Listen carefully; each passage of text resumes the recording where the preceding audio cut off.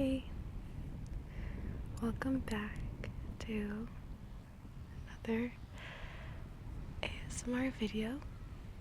Today, I'm actually on the beach. Yeah, I'm gonna be doing like a little bit of a books I'm reading, books and like comics, poems, poetry books, I guess. Yeah, just kind of going through what I've been reading this summer, and I thought it would be cool to do it on the beach. So here we are. I'm gonna do soft spoken today because I don't know. I'm hoping the wind doesn't really mess us up too much today, but it definitely could.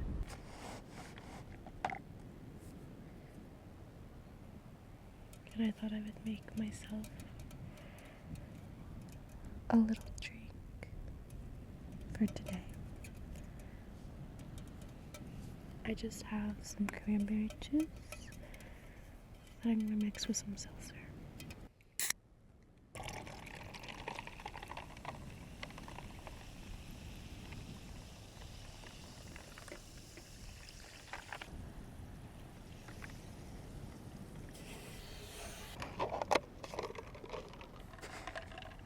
I hope that no one around me honestly knows what I'm doing.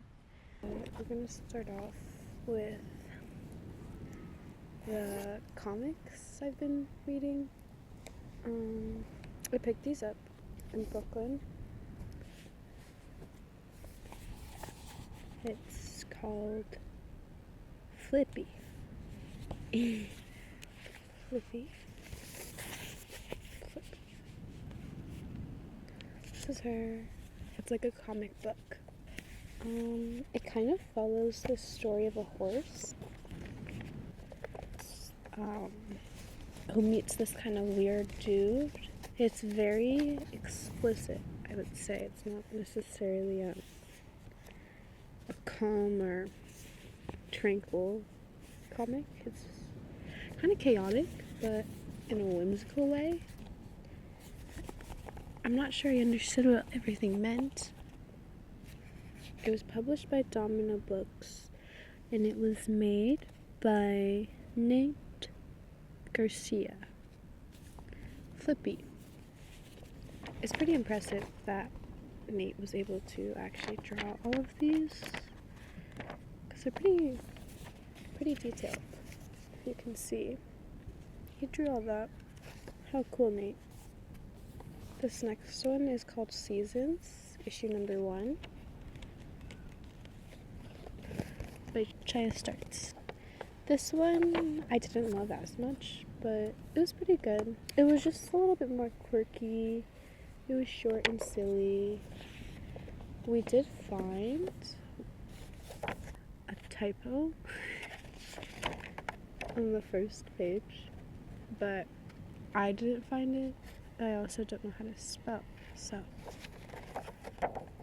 maybe I would have never found it in the first place. It's about a snowman, but like a snowman who's like an angsty young adult, I would say, who's vaping and who is a waiter. This next one is actually a little bit different, but I really liked it. It's called Brooklyn Poems by Ken Miller. And I'll just try and find a good one for you so that you can understand them.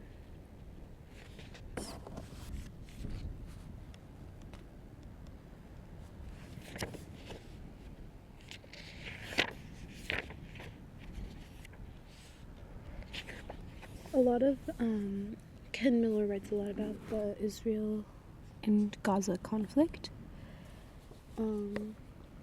Obviously pro-Palestinian, but I really liked how he was able to weave that into his poetry. Okay, but here's a poem that I think encapsulates the way he sees and lives and experiences Brooklyn. It's called Brooklyn Walks. Wandering through Brooklyn, bookstore to bookstore, to cafe to bookstore, my route determined by available restrooms, not fond of urinating behind bushes and dumpsters. I'm sometimes beholden to kind clerks with their secret keys to my relief. November 2023. I really enjoyed the ones about Palestine as well, particularly the liberation of Palestine, but I don't know, I also enjoyed the ones about Brooklyn and his experience of it. Now, the next books are, I would say, actual books. I wouldn't discredit the other ones and say that they weren't books, but they were like comic or poetry. And they weren't published by, like a mass publisher or anything. So more of a decentralized press. I'm so sorry if I say this one wrong, but I picked it up because I actually read, if you watch the books I read in 2023, one of my favorite books was The Stranger, second to The Plague. I love The Plague. But, so Jean-Paul Sartre, Jean-Paul Sartre, je ne sais pas, parce que je prends les français dans l'école américaine, but I don't know how to pronounce French. But Existentialism is a Humanism by Jean-Paul Sartre addresses the existentialist ideas that were presented in Camus' The Stranger, which is about a book about a man who kind of is, I don't know the right word for it, but he just does not have any sympathy for anyone. He kind of just goes about the world doing his own thing, or sympathy or empathy, and I don't know, like the world is like meaningless in that way. So, you know, that absurdist existential type of theme is what Jean-Paul Sartre is responding to in his Existentialism is a Humanism. I'm only 48 pages in. One theme of this book, I was like trying to find a good quote to pull, but I'll just talk a little bit about it. Like, the one thing that stuck out to me was the idea that, like, even if you don't make choices, or if you choose to, like, put off a decision, like, that's still a choice. And a big, like, fundamental aspect of existentialism is that, like, we are bound by choices, and, like, we have to make them, and that we cannot live without making choices. And this is not to say that, like, we're never, like, we have the autonomy to choose and do whatever we want. No, we obviously exist in a society of control and certain forms of restriction, whether that be economic or ideological or imaginative restriction. Like, I'm thinking about capitalist realism here and how that restricts our own imagination. Anyways, Jean-Paul Sartre is saying, like, it's not that we have the choice to do whatever we want, it's more that, like, a part of our subjectivity is that we will be constantly making choices, even if we're not thinking about the choices that we're making, if that makes sense. I don't know, that was probably a bad summary of what he was trying to say. And actually, the more I tried to explain it, the more anxiety I got about it, because I was like, someone's gonna comment and be like, no, that's not what he was saying. So if I'm wrong, let me know. It's so funny, the cover, like, is kind of tacky. It looks like it's literally just a chair, but, like, the chair has purpose, I guess. And, like, humans, we were born without essence. Like, our existence precedes our essence, and for the chair, its essence precedes its existence. I don't know, I just think it's a nice cover, but it's also like meh. It kind of makes me feel really tacky and what's it called, like, pretentious. The next one is a little bit more chill. Baudrillard or Jean Baudrillard Je ne Baudrillard. Je ne sais pas. This one I like though. It's called America by Jean Baudrillard. Here I'd actually pull a quote because the way he writes is very nice. It's very, very nice. This is actually a quote that I think I'm going to use in a video, but he writes, he's talking about the vanishing point, and Jean Baudrillard is talking about America in this novel, I think. Like, it's definitely fiction, like, it's not real, but it's written in a manner that has a lot of theory in it, even though it's not completely theory based. Like, it's not like you're reading theory, it's more like you're reading theory applied in anyone's way, similar to how Camus' The Stranger or The Plague works, because they're like about fascism and about existentialism, but they're not about that, if you know what I mean. Okay.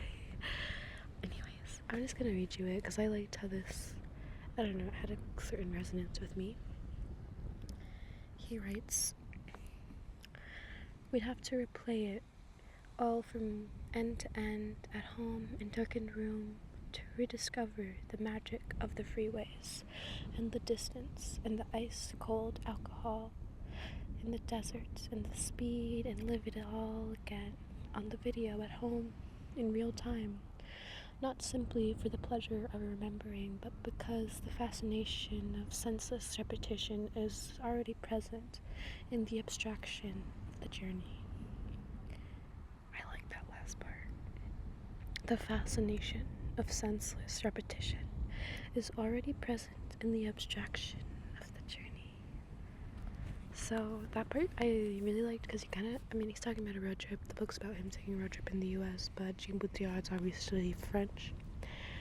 But I really liked that part because I think about like when we go to concerts and how like we all video everything, and it's like not even the abstraction of the event, like while we're taking it, has already become something that we're infatuated with its repetition. Or when you go on vacation, like a similar thing happens. I don't know, he's talking about it in the context of a road trip and seeing new places, but yeah. Okay, the last two books. Honestly, I'm just gonna do the last book because the other book I haven't gotten that far into. I don't really want to talk about a book that I haven't read that much, so the last book is called The Secret Life of Data: Navigating Hype and Uncertainty in the Age of Algorithmic Surveillance by Aram Sinarich and Jesse Gilbert. I really like this book. I'm reading it more because I wanted to see different perspectives on data and interviews, and then just like how data functions and how we think about it. It's written in a very layman terms way, so it's really good for the everyday reader. And I don't know, I read a lot of like theory on data and digital economy, or the political economy of digital media, and I don't know, it's nice to have something a little bit more digestible. This is still an MIT Press though, if I'm not mistaken. Yeah, and on this one I'm in page 50 right now. Oh yeah, the MIT Press, Cambridge, Massachusetts, London, England. Yeah, so this is an academic publisher, so it's still like rigorous and researched, so I like that aspect, but I also like that it's digestible because it's the summer and I'm about to start a PhD program, so I kind of do want a little bit of digestibility in what I'm reading right now. I think that concludes everything. I want to show you the book. Here it is. Yeah. I hope you liked this video, and I hope you liked hanging out on the beach with me.